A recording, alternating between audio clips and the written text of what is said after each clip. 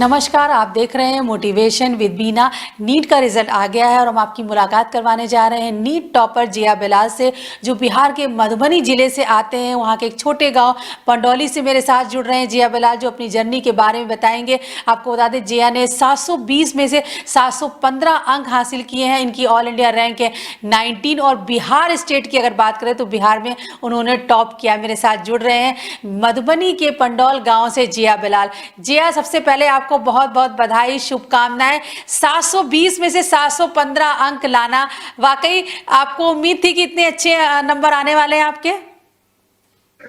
इतने अच्छे तो उम्मीद नहीं थे। जब 2019 में जब मैंने तैयारी की थी तो मैं सिर्फ ये सोच रहा था किसी तरह 600 आ जाए तो कॉलेज मिल जाए कोई भी।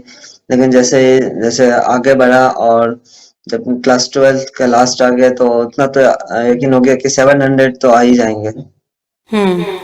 तो ये बताइए कि अब आपको 715 अंक मिले हैं, बहुत बड़ी कामयाबी है। नीट में ऑल इंडिया कंपटीशन में इतने अच्छे मार्क्स लाना, सिर्फ 5 नंबर आपके कटे हैं, बाकी आपने 720 में 715 अंक हासिल किए। ये बताइए, अब आप कहाँ पे एडमिशन लेने वाले हैं? एम्स दिल्ली में आपका एडमिशन होने वाला है। अच्छा, बिहार में की बात करें तो बिहार में आपने टॉप किया। आप अपनी जर्नी के बारे में मुझे बताएं। आप बिहार के पंडौली गांव से आते हैं, कितना मुश्किल सफर रहा है ये पंडौली से दिल्ली एम्स तक पहुंचना? जी। मैं क्लास 10th के बाद रहमानी 30 से 11-12 में नीट की तैयारी किया था और वहाँ पे काफी अच्छी पढ़ाई वढ़ाई हुई। वहाँ पे वहाँ के जो टीचर्स थे उसने काफी साथ दिया हमारा। उसके बाद इतना अच्छा मार्क्स आ पाया। आप अपने गांव के बारे में बताइए, जो आपकी स्कूलिंग वगैरह कहाँ हुई। और मैं पढ़ रही थी कि आपकी फादर की डेथ हो गई, उसके बाद आपके चाचा ने आपको सपोर्ट किया। तो वो जो स्कूलिंग वगैरह हो रही थी उस दौरान क्या कोई आर्थिक परेशानी थी, क्या दिक्कतें थी? मैं बिहार बोर्ड से था तो उसमें कोई दिक्कत नहीं हुई और मैं सरकारी स्कूल से ही क्लास 10 तक की पढ़ाई की। उसके बाद 11-12 पटना मुस्लिम हाई स्कूल से किया। आप अपने गांव के बारे में बताइए, वहां पर जैसे इंटरनेट, बिजली, सड़क, क्या किस तरह का माहौल है? क्या आपको उस समय लगता था कि अगर बहुत हायर स्टडी करनी है, डॉक्टर बनना है, तो इस गांव से निकलना पड़ेगा, या यहाँ पर वहां पर किस तरह की प्रॉब्लम्स आपने फेस की? वहाँ पे तो इंटरनेट और बिजली वगैरह तो थी, लेकिन वहाँ पे टीचर्स की कमी थी। जो 11-12 का फिजिक्स, केमिस्ट्री, बायोलॉजी जो पढ़ा सके वो नहीं थे, जो उसके लिए हमको पटना जाना पड़ा 11-12 में। हम्म। अपनी फैमिली के बारे में बताइए, इस समय आपके परिवार में कौन कौन से लोग हैं? जी, मेरे 2 भाई हैं और 2 बहन हैं और मेरी मम्मी है। हम्म। फादर की डेथ कब हुई और उनके जाने के बाद क्या आपकी पढ़ाई में किसी तरह की कोई रुकावट आई? मेरे फादर की डेथ 2010 में हुई थी और कोई रुकावट तो पढ़ाई में नहीं हुई, क्योंकि मेरे चाचा लोग काफी सपोर्टिव थे तो उन्होंने काफी साथ दिया पढ़ने लिखने में। हम्म। मैं इसलिए पूछ रही हूँ बेलाल कि क्योंकि बहुत सारे स्टूडेंट ऐसे होते हैं जिनको कि बहुत इस तरह की प्रॉब्लम्स आती हैं, फैमिली की हर्डल्स होती हैं, तो उन्हें लगता है कि अब ये सफ़र बहुत मुश्किल है। तो ये जो ये 4-5 भाई बहनों का परिवार, क्या, जैसे आपने कहा कि एक आप लोअर आर्थिक बैकग्राउंड से आते हैं, लेकिन क्या ये मुश्किलें, आप तमाम स्टूडेंट्स आपको सुन रहे हैं, आप बताइए, क्या आर्थिक परेशानियाँ, छोटे से गांव से होना, क्या ये सारी चीजें आपकी तरक्की में बाधा बनती हैं? जी बिल्कुल नहीं, ये सब कुछ बाधा नहीं बनती। जब मेहनत करने से सब कुछ मिल सकता है। स्कूल और इंटर में किस तरह की परफॉर्म, 10th और 12th में क्या आपके कितने मार्क्स आए थे, आप उसके बारे में बताएं। 10th में मेरे 90% थे और 12th में सिर्फ 86% था, जो अच्छा नहीं है। क्योंकि मैंने 12th की तैयारी अच्छे से नहीं की थी। सिर्फ 20 दिन ही बोर्ड के लिए मैं निकाला था तो उससे मेरा परसेंटेज कम हो गया। हम्म। जब आपके 12th में अच्छे मार्क्स नहीं आए तो कुछ कहीं डिमोरलाइज हुए थे, लगा था अब आगे नीट कैसे क्लियर कर पाऊंगा?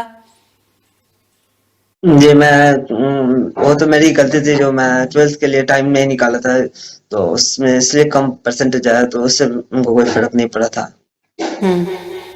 अच्छा, जी, आपको बहुत सारे स्टूडेंट्स सुन रहे हैं। आप ये बताइए कि जो नीट की आपने तैयारी की, ओवरऑल आपने कितना समय दिया, मतलब 1 साल 2 साल, कितनी समय दिया आपने नीट की प्रिपरेशन को?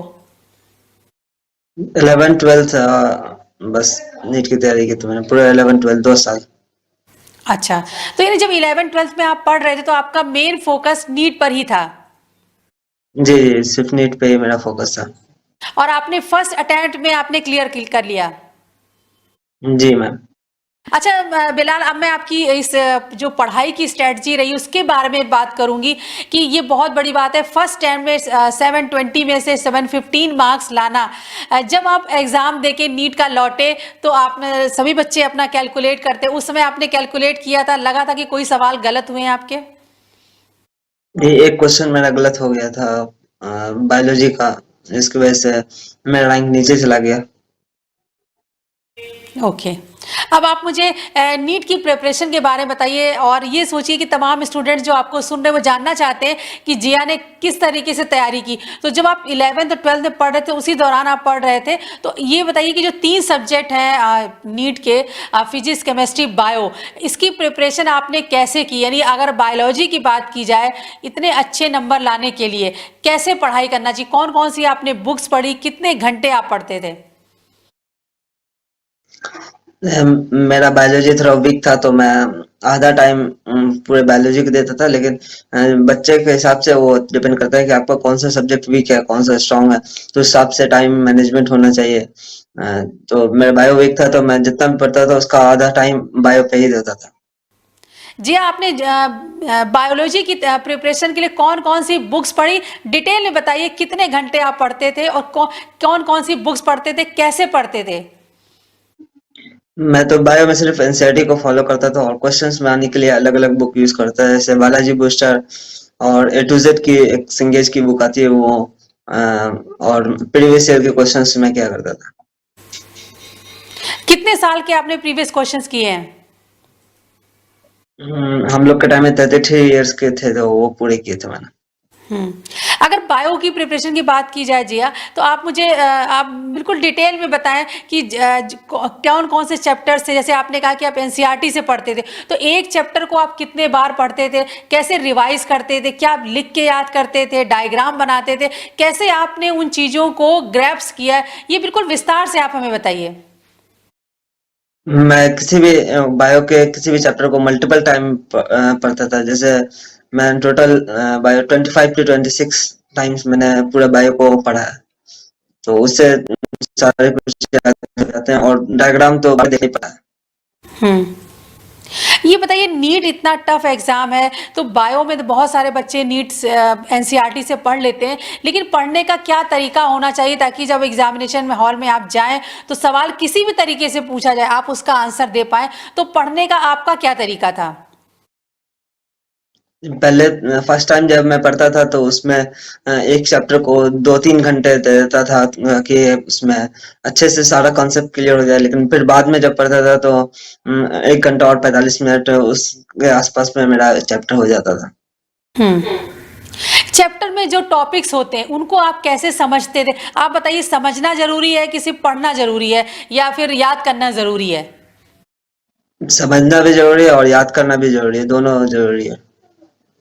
तो समझने के लिए आप क्या करते थे? नोट्स बनाते थे, लिखते थे, क्या करते थे? बताइए, लोग जानना चाहते हैं कि जिया ने कैसे पढ़ाई की, यानी आपने बायोलॉजी को कैसे समझा है? बायोलॉजी का तो मेरे टीचर थे तो वो समझा देते थे, और एनसीईआरटी पढ़ करके भी समझ में आ जाता है बहुत सारी चीज, और जो याद करने वाला होता है उसको मार्क कर लेना चाहिए कि हमको ये याद करना है और ये याद नहीं करना है, ये समझ में आ जाता है वैसे ही और ये याद करना है। बायोलॉजी में मैं नोट्स नहीं बनाता था। कैसे बनाते थे आप बताइए? कोई टॉपिक का एग्जांपल लेके बताइए कि जैसे बायोलॉजी में ये टॉपिक है, इसका नोट्स ऐसे बनाना है, इसको पढ़ लेना है, फिर इसको लिखना है, कैसे आप बताइए, बच्चे जानना चाहते हैं आप। बायोलॉजी में मैं नोट्स नहीं बनाता था, मैं आप सिर्फ रीडिंग करते थे और याद करते थे? ये मैं बुक्स में ही मार्क कर लेता था कि ये पढ़ना है ये नहीं पढ़ना है रिवीजन के टाइम में। ये बताइए जिया, जो बुक्स के पीछे यानी एनसीईआरटी की हर बुक्स जो चैप्टर होता है उसके पीछे भी एक्सरसाइज दी रहती है, उसको सॉल्व करना कितना जरूरी होता है? जरूरी होता है, बहुत सारे स्टूडेंट छोड़ देते हैं लेकिन उसमें से भी क्वेश्चन आ सकते हैं। जब नीट पूरा एनसीईआरटी बेस्ड है तो आपको एनसीईआरटी की हर एक चीज को कवर करना चाहिए। और आप बायो के बारे में अगर बच्चे आपसे पूछें कि जी आप बताओ कि हमारे भी बायो, आपका जो बायोलॉजी का पोर्शन था आपने जो सॉल्व किया नीट में, उसमें कितना मार्क्स, एक ही सवाल गलत हुआ बाकी सारा सही था, कितने मार्क्स आए उसमें? 355 मार्क्स आए थे 360 में से। 360 में से 365 आए। 355।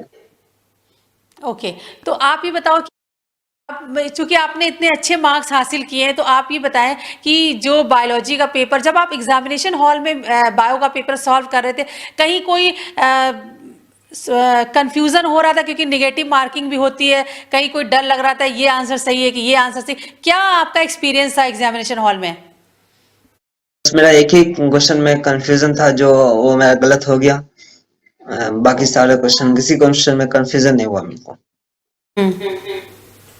अच्छा, एनसीईआरटी बुक से चूंकि पूरा सिलेबस आता है, तो कोई आपको लगा हो कि बहुत ही आसान सा सवाल आया और जो बिल्कुल बुक में दिया वैसे ही आया, ऐसा कुछ एग्जाम्पल दे सकते हैं आप?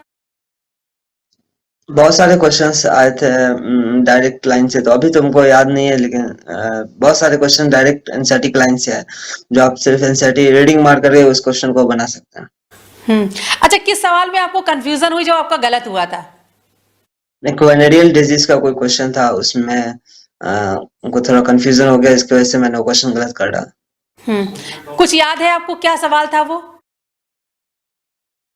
वो था वेनेरियल डिजीज किस किस मीडियम से स्प्रेड करता है, तो उसमें दो ऑप्शन सही थे, और मैंने 3 ऑप्शन मार डाला, तो उसकी वजह से मेरा गलत हो गया। क्या ऑप्शन थे, आप कुछ याद है बताइए? एक ऑप्शन था फेटस से करता है और स्प्लिट करता है, दूसरा था मतलब ब्लड ट्रांसफर से करता है, और तीसरा ऑप्शन था किसिंग, जो जिसको हमको इंक्लूड नहीं करना था। तो मेरे सर की वेट किसिंग से वो स्प्लिट करता है, तो लेकिन उस टाइम में हमको थोड़ा कंफ्यूजन हुआ, इसलिए हम किसिंग को इंक्लूड कर लिए, इससे वजह से मेरा गलत हो गया था। अब देखिए, एक ये बहुत इंपॉर्टेंट बात बिलाल ने बताई कि एक सवाल सिर्फ था जिसमें कि इनको कंफ्यूजन हुई और सवाल गलत हुआ और उसकी नेगेटिव मार्किंग हुई, नहीं तो शायद बिलाल को भी 720 में से 720 ही मिन मार्क्स मिल जाते, तो बहुत बड़ी कामयाबी ये होती। लेकिन फिर भी 715 नंबर लाना, ऑल इंडिया रैंक 19 हासिल करना बहुत बड़ी कामयाबी है। अब जया, मैं चाहती हूँ कि आप फिजिक्स के बारे में बताइए कि चूंकि जो बच्चे इसकी तैयारी, नीट की तैयारी करते हैं, वो फिजिक्स का पार्ट थोड़ा उनका वीक होता है, मैथ उनकी उतनी स्ट्रांग नहीं होती। आप फिजिक्स में कहाँ स्टैंड किए और उसमें कितने आपको मार्क्स मिले? फिजिक्स में मेरे फुल मार्क्स मिले, 180 में से 180 मिले हैं। फिजिक्स तो मेरा स्टार्टिंग से उसमें काफी इंटरेस्ट था, तो हमको उसमें ज्यादा प्रॉब्लम हुई नहीं है, और मैं 10th में कुछ पोर्शन फिजिक्स के पढ़ करके गया था, जैसे मैं फ्लूइड तक का पोर्शन जो लगभग आधा लेवल पढ़ करके गया था, तो उसमें ज्यादा प्रॉब्लम नहीं हुई मुझे। कि प्रिपरेशन से आपने कहा फिजिक्स में आपको फुल मार्क्स मिले हैं, तो आप फिजिक्स के बारे में बताइए, आपने फिजिक्स की कौन कौन सी बुक्स पढ़ी और क्या पढ़ाई का तरीका था, क्या फिजिक्स में आपने नोट्स बनाए? आप बिल्कुल डिटेल में बताइए और इस तरह सोचिए कि बच्चे आपको सुन के वो अपनी प्रिपरेशन स्टार्ट करेंगे। फिजिक्स में मैंने सीपी सिंह का बुक 2 बार बनाया था, पूरा 11-12 का 2 बुक आता है उसका, तो मैं दोनों बुक को 2-2 बार बनाया था, और एस.सी. वर्मा का बुक 11th में बनाया था, और 12th में कुछ चैप्टर्स बनाए थे, ईएमआई वगैरह, और प्रीवियस ईयर के क्वेश्चंस मैंने सारे 2 बार सॉल्व किए थे। अच्छा, तो आपने फिजिक्स में एनसीईआरटी के अलावा प्रोफेसर एस.सी. वर्मा की बुक पढ़ी और 2 बुक और कौन सी बताई आपने?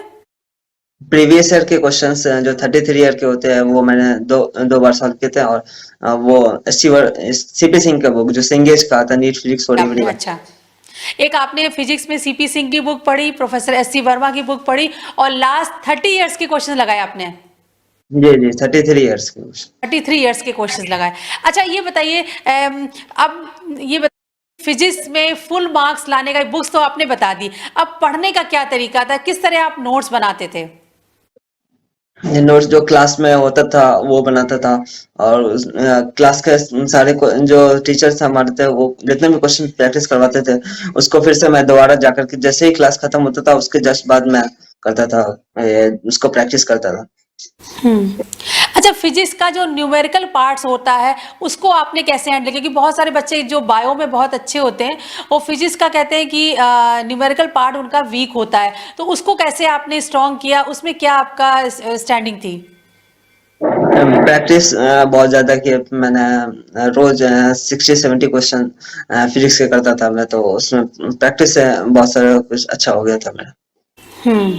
आप रोजाना कितने घंटे फिजिक्स पढ़ते थे? मैं तो बहुत कम पढ़ता था, 2-3 घंटे के आसपास पढ़ता था फिजिक्स। हम्म। अच्छा, फिजिक्स में आप बताएं कि जैसे कोई आपको लगा हो कि एनसीईआरटी से बिल्कुल एज इट इज आ गया, या कोई बुक से आपको लग रहा हो कि ये सवाल बिल्कुल एज इट इज आ गया, ऐसा कोई एग्जाम्पल अगर आप देना चाहें फिजिक्स के बारे में। करंट इलेक्ट्रिसिटी का क्वेश्चन था जो एनसीईआरटी से ही आ गया था, लगभग थ्योरेटिकल टाइप क्वेश्चन था। मैचिंग टाइप का एक क्वेश्चन था, उसमें ड्रिप वेलोसिटी वगैरह वो सब मैच करना था, डायरेक्ट क्वेश्चन था। क्या फिजिक्स में भी ऐसा कोई सवाल था जहां पे आपको कंफ्यूजन हुई हो? नहीं, फिजिक्स में किसी क्वेश्चन में कंफ्यूजन नहीं हुआ था। अगर बिलाल आपसे बच्चे पूछना चाहें कि फिजिक्स में फुल मार्क्स लाने का क्या सीक्रेट है आपका, तो आप कोई सीक्रेट बता सकते हैं? जितने ज्यादा प्रैक्टिस होगी उतने अच्छे मार्क्स आ सकते हैं हम्म। फिजिक्स में। प्रैक्टिस में आप कह रहे हैं कि मतलब आपको क्वेश्चंस सॉल्व करते रहना है, उसमें भी क्या, जैसे बायो जी। में आप कह रहे हैं कि बायो को आपने 20-25 बार पढ़ा, क्या फिजिक्स में भी को भी आपने कितने बार पढ़ा? सर, मैंने सीपी सिंह की बुक को मेरा मेन बुक था, तो वो मैं 2 बार पढ़ा था, दोनों बुक को, 11th का भी और 12th का भी, दो दो दो बार। अच्छा।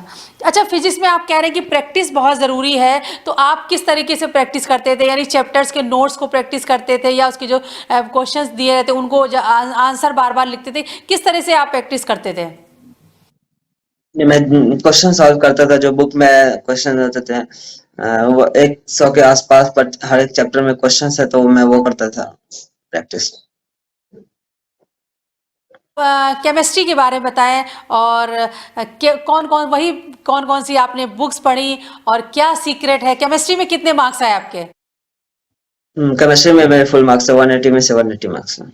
ग्रेट। तो देखिए जी, आपको बहुत सारे स्टूडेंट्स सुन रहे हैं, फिजिक्स में आपको फुल मार्क्स मिले, केमिस्ट्री में फुल मार्क्स मिले, तो सब जानना चाहते हैं कि आपका सीक्रेट क्या है, तो आप केमिस्ट्री के बारे में बताएं।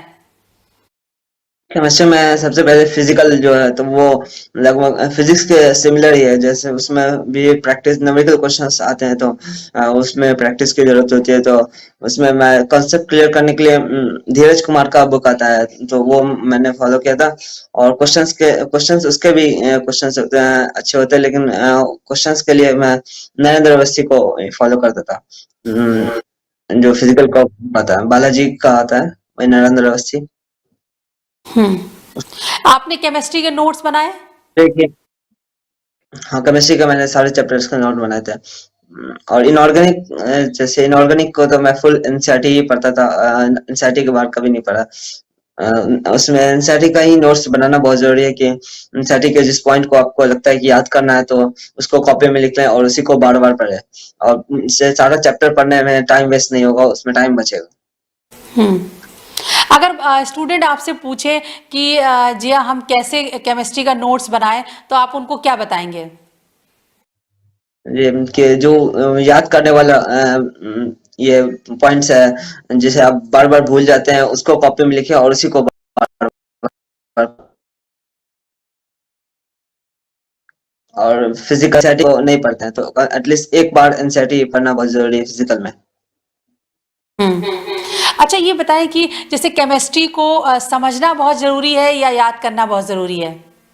केमिस्ट्री में ऑर्गेनिक और फिजिकल में समझना बहुत जरूरी है, और इनऑर्गेनिक में याद करना बहुत जरूरी है। कोई ऐसा चैप्टर आपको केमिस्ट्री का लगा हो जब आप एग्जामिनेशन हॉल में थे, फुल मार्क्स आपके आए, लेकिन क्या ऐसा भी कोई सवाल था कि जो आपको लगा कि बहुत इजी है, या ऐसा कोई सवाल जो आपको लगा बहुत टफ है, इसमें कंफ्यूजन हुई आपको? ऑलमोस्ट सारे क्वेश्चन तो इजी ही थे, इसमें फिजिक्स केमिस्ट्री में, इसमें कोई प्रॉब्लम नहीं हुई। बहुत सारे क्वेश्चन तो डायरेक्ट एनसीईआरटी से ही थे, स्टेटमेंट बेस्ड क्वेश्चन थे, तो उसमें डायरेक्ट करना था, आगे बढ़ना था बस। अब जी आपकी बातों से लग रहा है कि फिजिक्स केमिस्ट्री में तो आपने देखे सारे सवाल आपको आ रहे थे, आपने बिल्कुल फुल मार्क्स हासिल किए। तो जब ये क्या मतलब आप जैसे आप पूरे में एक्सपीरियंस से आपके कहूँ कि आपने पढ़ाई की फिजिक्स केमिस्ट्री में, अगर स्टूडेंट पूछे तो वाकई क्या एनसीईआरटी ही पढ़ना पर्याप्त है, या कोई आपको लगता है कि पर्टिकुलर चैप्टर्स होते हैं जिनको ज़्यादा पढ़ लेना चाहिए? ये फिजिक्स में तो सिर्फ एनसीईआरटी से तो काम नहीं चलने वाला है। एनसीईआरटी के बाहर भी पढ़ना पड़ेगा, जो किसी अच्छे ऑथर के बुक, जैसे मैं सीपी सिंह को फॉलो करता था, तो उस टाइप से अलग बुक को भी फॉलो करना जरूरी है, क्योंकि फिजिक्स के सारे क्वेश्चंस नहीं बन पाएंगे सिर्फ एनसीईआरटी पढ़ करके। और केमिस्ट्री में भी, फिजिकल में तो बाहर से पढ़ना ही पड़ेगा, सारे क्वेश्चंस एनसीईआरटी पढ़ करके नहीं हो सकते हैं। अब देखिए आपने सब्जेक्ट वाइज जी हमको बताया, लेकिन आप बताओ ओवरऑल ये जानना चाहते हैं कि बहुत सारे स्टूडेंट्स आप एनसीईआरटी की बुक पढ़ते हैं या और दूसरे राइटर की बुक प्रेस्क्राइब करते हैं, लेकिन आपके पढ़ने में और उनके पढ़ने में क्या अंतर होता है? आप बताइए ओवरऑल कैसे आपने इतनी नॉलेज को गेन करना और फिर एग्जामिनेशन हॉल में 100% डिलीवर करना, क्या पढ़ने का सीक्रेट होता है, क्या तरीका क्या होता है? किसी एक ही बुक को हमेशा फॉलो करना चाहिए। हमेशा जो बार बार बुक चेंज करते हैं, तो एक ही कॉन्सेप्ट को अलग अलग तरीके से अलग अलग बुक में होता है, तो उसमें थोड़ा कंफ्यूजन हो जाता है कि अलग अलग बुक में अगर आप फॉलो कर रहे हैं तो काफी दिक्कत हो जाता है उसमें, कि आप बुक चेंज कर रहे हैं बार बार, तो एक ही बुक पे टिके रहे हमेशा, उसी को हमेशा फॉलो करते रहे, तो उससे होगा कि आप एक ही कंसेप्ट को एक ही तरीके से पढ़ेंगे तो कंफ्यूजन कम होगा। हम्म। अच्छा, कोई ऐसी आपको ओवरऑल अपनी एक्सपीरियंस है, कोई ऐसी गलती होती है जो स्टूडेंट को नहीं करनी चाहिए इस पढ़ाई नीट की प्रिपरेशन के दौरान? ब्रेक कभी नहीं लेना चाहिए। कंटिन्यूअसली आप 2 साल के लिए तैयारी कर रहे हैं या फिर 1 साल के लिए, वो हमेशा पूरा 2 साल तक कंटिन्यूअसली पढ़ना चाहिए। चाहे आप 8 घंटे पढ़ रहे हैं, चाहे 10 घंटे पढ़ रहे हैं, लेकिन हमेशा रोज 8-10 घंटे को कंटिन्यू रखना चाहिए। जब आप बिलाल तैयारी कर रहे थे नीट की, तो उस दौरान आपका रूटीन क्या रहता है? मॉर्निंग से इवनिंग तक पूरा आप रूटीन बताइए, कितने घंटे पढ़ते थे, कितने बजे सो के उठते थे, क्या रूटीन आपका रहता था? मैं 6 बजे सुबह उठता था, और उसके बाद पढ़ना स्टार्ट करता था, फिर ब्रेकफास्ट तक पढ़ता था, और फिर उसके बाद उसमें आधा घंटा ब्रेक लेता था, ब्रेकफास्ट वगैरह, इसमें वॉशरूम वॉशरूम वगैरह, तो उसमें मिला करके आधा घंटा में हो जाता था। और उसके बाद फिर दोपहर तक पढ़ता था, जब लंच का टाइम होता था वहां तक पढ़ता था, और फिर शाम के 4 बजे तक पढ़ता था। उसके बाद मैं 1 घंटे की ब्रेक लेता था, जैसे कुछ यूट्यूब वगैरह देखना, कुछ मोटिवेशन ये स्ट्रेटजी वगैरह, किसी जो रैंकर्स की स्ट्रेटजी वगैरह, और 1 घंटे के बाद फिर मैं फिर पढ़ाई कंटिन्यू करता था, फिर रात तक पढ़ाई करता था। बीच में फिर डिनर ब्रेक होता था, और रात के 12 बजे तक पढ़ता था। हम्म। अच्छा, जब आप नीट की तैयारी कर रहे थे, इस दौरान क्या कोई एंटरटेनमेंट भी था कि टीवी देखते थे या सोशल मीडिया से कनेक्ट रहते थे, दोस्तों से बात करते थे, किस तरह इस तरह की कोई एक्टिविटी थी आपकी? थोड़े बहुत व्हाट्सएप पे मैं दोस्तों से बात करता था, और यूट्यूब पे कुछ कुछ स्टडी वीडियो देखता था, उसके अलावा और कुछ नहीं था। हम्म। अच्छा, और पढ़ने का जैसे आपने जो 3 सब्जेक्ट होते हैं फिजिक्स केमिस्ट्री बायो, इसके लिए कोई आपने टाइम डिसाइड किया था कि मुझे 3 घंटा फिजिक्स को देना है, इतने घंटे बायो को देना, वो सब्जेक्ट का डिवीजन कैसे किया था आपने? नहीं, मैंने उस टाइप का डिवीजन नहीं किया था, लेकिन मैं ज्यादातर टाइम बायो को ही देता था, क्योंकि मेरा बायो वीक था। और उसके बाद मैं होमवर्क के हिसाब से टाइम बांटता था, कि इस सब्जेक्ट में होमवर्क कितना है तो इसको टाइम ज्यादा देना है, और इसमें कम होमवर्क है तो कम टाइम देना है। हम्म।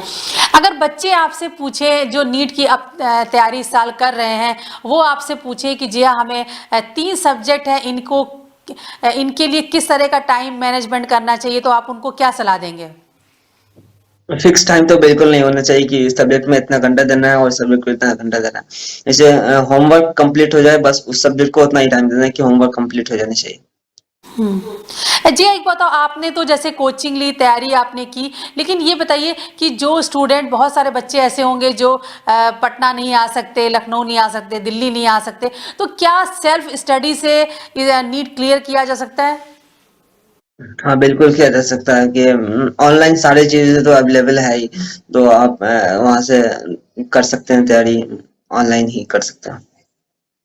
ये बताइए आपको कोचिंग में बताया जाता था कि आपको ऐसे पढ़ना है, ये बुक्स ये होमवर्क मिलता था, लेकिन आपने खुद से यानी आपने सेल्फ स्टडी कितनी की, कितनी इंपॉर्टेंट रही आपके लिए सेल्फ स्टडी? अक्टूबर तक तो 2020 के अक्टूबर तक तो मेरा सिलेबस खत्म हो गया था। उसके बाद तो हमको सारा सेल्फ स्टडी ही करना पड़ा कि सारी चीज को रिवीजन खुद से ही करना पड़ा। तो उस टाइम हमको सेल्फ स्टडी का अच्छा मौका मिल गया था।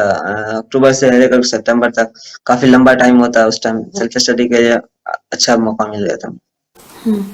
आप अपने एक्सपीरियंस से बताएं जिया, सेल्फ स्टडी किसी भी कॉम्पिटिटिव एग्जाम को क्लियर करने के लिए कितनी इंपॉर्टेंट है? सेल्फ स्टडी बहुत जरूरत है। सेल्फ स्टडी करने से सारी चीजें जहाँ पे आपको याद करनी है तो आप वहाँ पे याद कर सकते हैं, समझना है तो समझ सकते हैं। जैसे रिवीजन बहुत जरूरी है, मल्टीपल टाइम रिवीजन बहुत जरूरी है, इसके लिए सेल्फ स्टडी करना बहुत जरूरी है।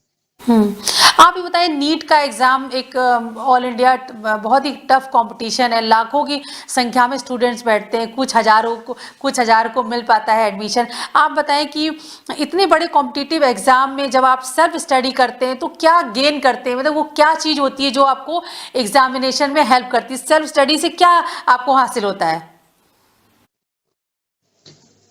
सेल्फ स्टडी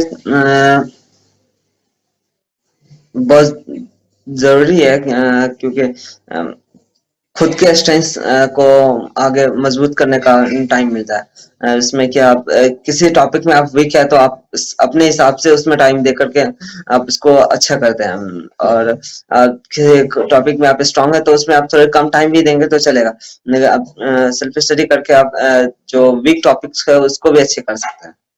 अच्छा, एक और बात, जैसे जी आपसे बात करके ये लगा कि देखिए आपने फिजिक्स केमिस्ट्री में फुल मार्क्स हासिल किए और बायो में एक छोटी सी मिस्टेक, आपका एक सवाल गलत हुआ, बाकी आपने बहुत अच्छी परफॉर्मेंस रही है। आप ये बताइए एग्जामिनेशन हॉल में, क्योंकि बहुत सारे बच्चे जो होते हैं तैयारी बहुत करते हैं, लेकिन जो एग्जाम के वो 3 घंटे होते हैं उसमें कई बार उनकी स्ट्रेटजी बिगड़ जाती है, कई बार पैनिक भी हो जाता है। अगर 2 सवाल नहीं आ रहे तो लगता है शायद हमें ये नहीं आ रहा, घबराहट हो जाती है।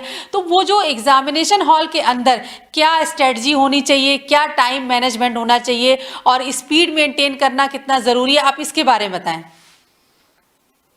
ये बहुत सारे स्टूडेंट के साथ ऐसा हुआ है इस बार, क्योंकि पिछले साल के कंपेयर में इस साल फिजिक्स थोड़ा डिफिकल्ट आ गया। तो जो स्टूडेंट फिजिक्स से स्टार्ट कर रहे थे तो उनको थोड़ा 1-2 क्वेश्चन में प्रॉब्लम होने की वजह से वो पैनिक हो गए और सारा पेपर उनका थोड़ा खराब हो गया। तो इसके लिए आप बहुत सारे स्टूडेंट ने वो स्ट्रेटजी अपना चेंज कर करके, और मतलब जो सब्जेक्ट होता मेरा जैसे था, मैं पहले बायो करता था, फिर केमिस्ट्री, तब फिजिक्स, हमेशा मेरा यही रूटीन था, ये था सीक्वेंस था। तो बहुत सारे स्टूडेंट ने कि सब्जेक्ट को उल्टा पुल्टा कर दिया और एग्जाम में, और बहुत सारे का ये खराब हो गया। लेकिन आप जिस सीक्वेंस में फॉलो करते हो हमेशा उसी सीक्वेंस में करें, एग्जामिनेशन हॉल में भी फॉलो करें। जो नया करने की कोशिश नहीं की जाए, नया करने से आपका कुछ भी खराब हो सकता है। मैं बायो पहले करता था, फिर केमिस्ट्री, तब फिजिक्स। मैं बायो में 50 मिनट के आसपास देता था और एग्जामिनेशन हॉल में भी उतना ही दिया, और यहाँ पे 40 मिनट के आसपास मैं केमिस्ट्री में देता था, उतना दिया, और 1 घंटा फिजिक्स में देता था। तो मैं हमेशा उसी सीक्वेंस को फॉलो करता था। मैं 2.5 घंटे में पेपर हमेशा उसी कंप्लीट करता था। जो एग्जामिनेशन हॉल में स्टैटिक बदलने से आपका कुछ भी गलत हो गया तो आप पैनिक हो जाते हैं और आप सारा पेपर खराब कर देते हैं, तो वो नहीं होना चाहिए। अच्छा, टाइम मैनेजमेंट और स्पीड वो कितनी इंपॉर्टेंट है नीट के एग्जाम के लिए? हाँ, स्पीड तो काफी जरूरी है, लेकिन बहुत ज्यादा स्पीड के चक्कर में लोग गलत भी कर बैठते हैं, तो वो नहीं होना चाहिए कि आप जल्दी जल्दी करने के क्वेश्चन में आप कुछ सिली मिस्टेक्स कर रहे हैं, तो वो बिल्कुल नहीं होनी चाहिए। अब बहुत अच्छी जानकारी दी आपने जिया। अब आप बताइए ओवरऑल एक सक्सेसफुल, आप नीट के एक बहुत सक्सेसफुल कैंडिडेट हैं, इतने एक बहुत इम्पॉर्टेंट, एक बहुत ही अहम आपने रैंक हासिल की ऑल इंडिया लेवल पर। आप बताइए ओवरऑल एक सक्सेसफुल कैंडिडेट बनने के लिए क्या आपके अंदर क्वालिटीज़ होनी चाहिए, यानी क्या एक होता है ना, हार्ड वर्क है, डेडिकेशन है, कंसंट्रेट करना है, लगातार आपको प्रयास करना है, ब्रेक नहीं लेना है, क्या क्वालिटी आपके अंदर थी जिन्होंने आपको फर्स्ट अटेम्प्ट में नीट में इतनी बड़ी कामयाबी दिलाई?